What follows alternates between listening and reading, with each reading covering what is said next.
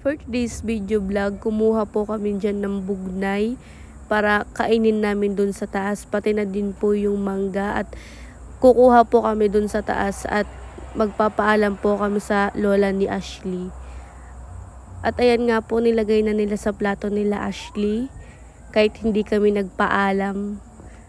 At ayan nga po, nagbalat na kami at kumakain na kami habang yung dalawa ay nandyan na. Umabot na. Sarap-sarap. Kain time.